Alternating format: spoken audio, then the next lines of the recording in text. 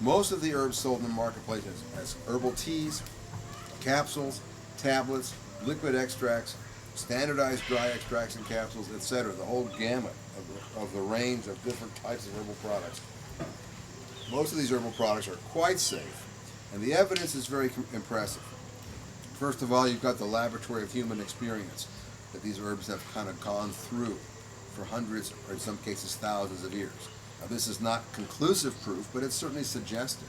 The World Health Organization has even raised the issue that if an herbal product has been shown to be used safely for generations or hundreds or thousands of years without any evidence of adverse effect or any modern scientific data to contradict that, say, history of safe use, that history of safe use should be considered strong evidence for its approval from a safety point of view if these herbs were being reviewed for approval as over-the-counter medicines, as they are regulated in some countries around the world, or as a class called traditional medicines, as they're regulated in other countries in the world. In the United States, herbs primarily are regulated as dietary supplements, which means that they do not have to go through a formal safety review to be sold in the marketplace if they have been sold prior to the passage of the dietary supplement law, which was passed in October of 1994.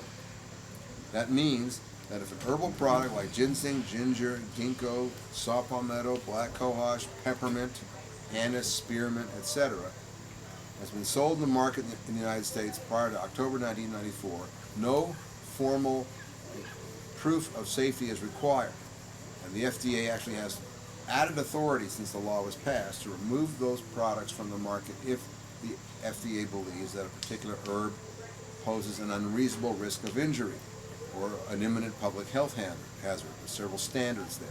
That's what they did with ephedra. They took it off the market because the FDA has the power to remove the product that they believe is unsafe from the marketplace.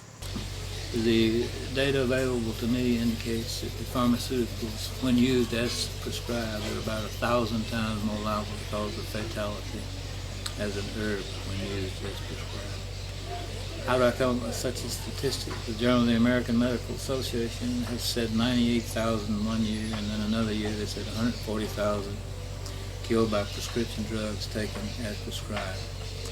When Guy Gugliotta up in Washington was working with the Washington Post and with the FDA trying to come up with a head count for the fatalities due to herbs, they couldn't come up with but about 50 a year.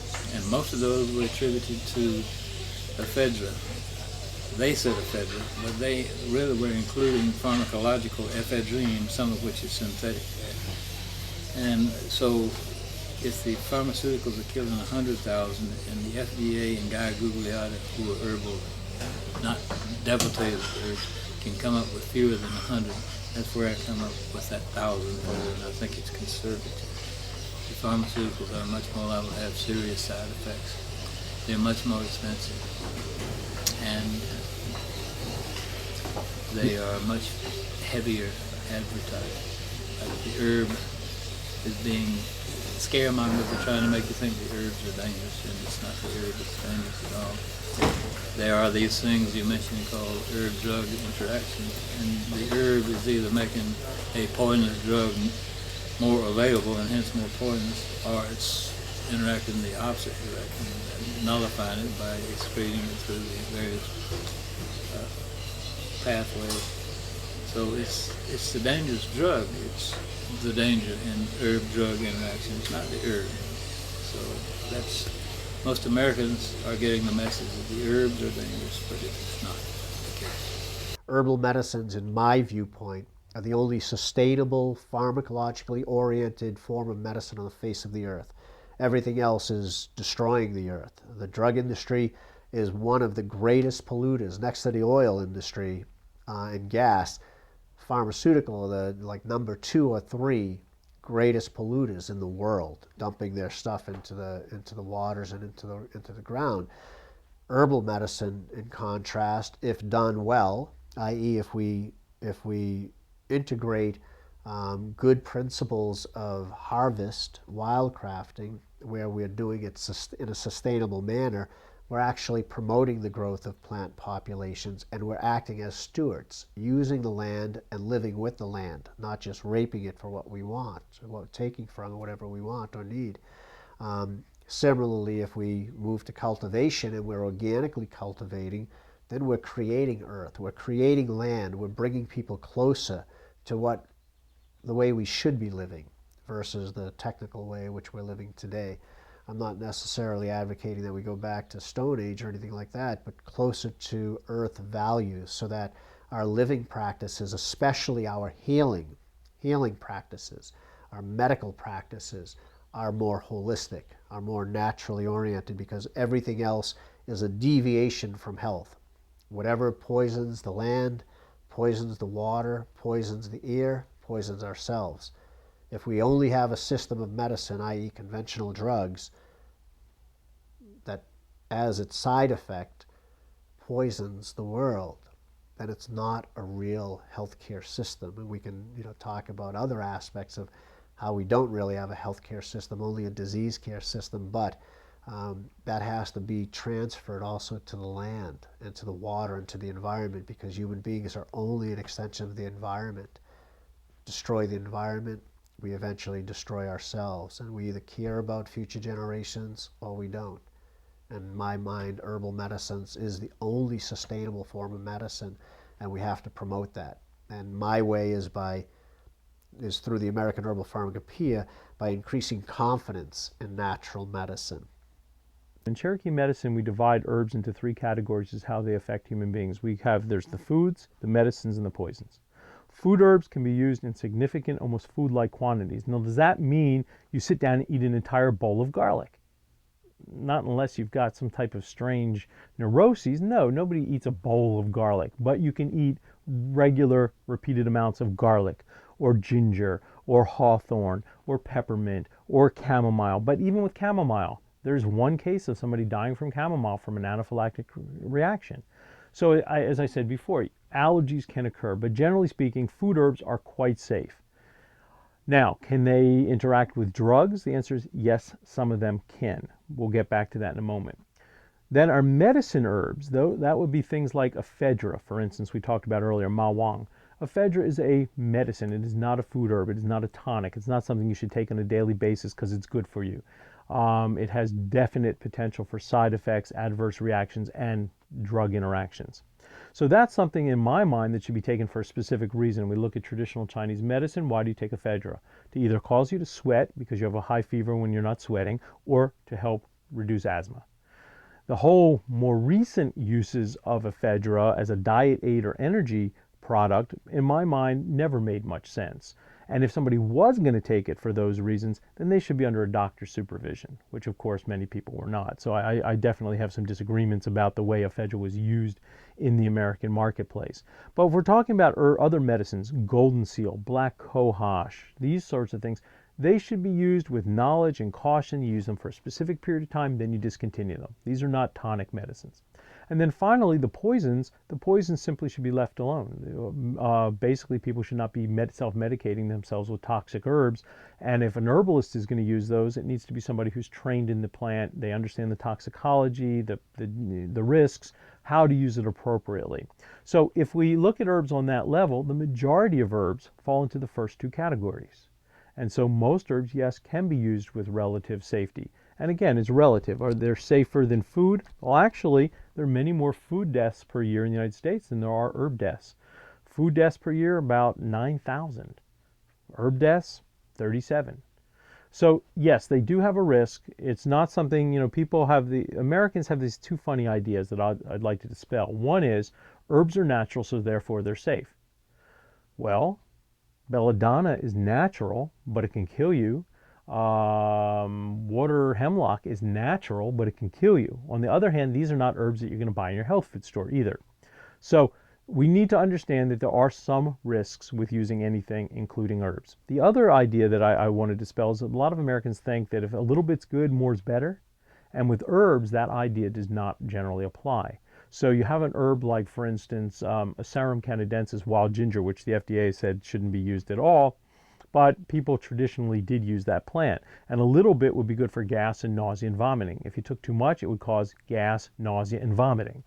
So the idea that if a little's good, more is better, all right, is definitely not appropriate. And people need to understand if they're going to use these things, they have to educate themselves. They have to understand what they're using, why they're using it, what's the appropriate dose, how long to take it for.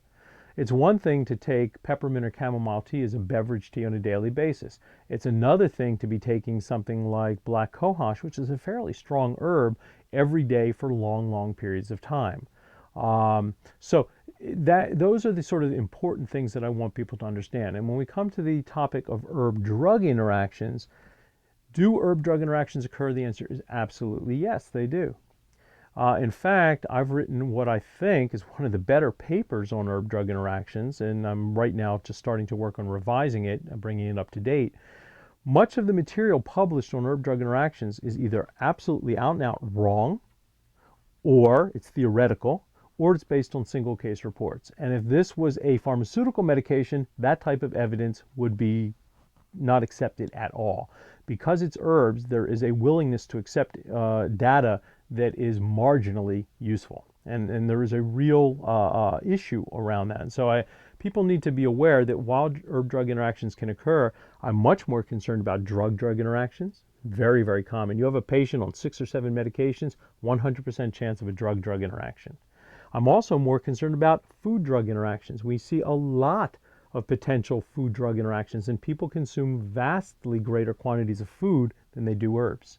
So that is an issue as well. And simple, common foods, broccoli, grapefruit juice, cranberry juice, garlic, grilled meats, cigarette smoke. Cigarette smoke is a potent inducer of cytochrome P450. So many common substances people are exposed to have a very real effect on drug metabolism. That is not to say that some herbs cannot as well, but I will say this. When we take out the theoretical stuff, and a lot of the stuff is theoretical and is based on pure theory and not a single case report, if we take out things that are simply incorrect, if we take out things that are based on a single case report that could have simply been an idiosyncratic reaction and not an herb-drug interaction at all, what we find out is 3 really interesting things. Number one is that many herb-drug interactions, most herb-drug interactions are relatively rare. A very good studies show that most herb-drug or nutrient-drug interactions are rare. Number 2, they are relatively minor in nature for the most part. There are some exceptions to this. And number 3, interestingly enough, at least half of all herb-drug interactions are positive interactions. So people are concerned about herb-drug interactions, but there are herbs that you can take with medications that protect your kidneys. There are herbs you can take with medications that protect your heart. There are herbs you can take with medications that protect your liver against damage from the medication. In fact, one of the great classes of herb-drug interactions are what are known as potentiations, which isn't a true herb-drug interaction at all. And one of the things that's really fascinating about that is that if you know the potentiation can occur, that's not actually a bad thing.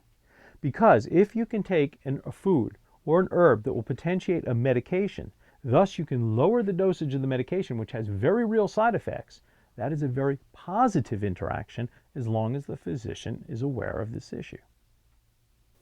The place where the chemistry really comes in very importantly today is when looking at drug-herb interactions. There it's really important because that is a chemical interaction. And by definition, there's no traditional information on drug-herb interactions because there weren't any drugs. And are they drug-herb interactions or are they herb-drug interactions? It raises all sorts of questions. I mean, for years, we were sort of laughed at by the mainstream because we said we had herbs that would help the liver detoxify strange chemicals, prescription drugs. Now we know the mechanisms, CYP450 enzymes in the liver and gut interactions. Really wonderful science. And now the people who, 20 years ago when I first arrived in this country, I was being told, where's your evidence? This is all mumbo jumbo. The drugs work, the herbs don't. Now their science and their clinical experience is showing them herbs work. They're now trying to scare us off using them because they may stop the drugs working. Yes, they might use the wrong way, but they might also stop the side effects of the drug. help the liver and the other parts of the body damaged by the drugs to minimize the damage, we have the potential of a very valuable mutual support here, of using herbs as ways of actually invoking drug-herb interactions to soften the impact of the drugs.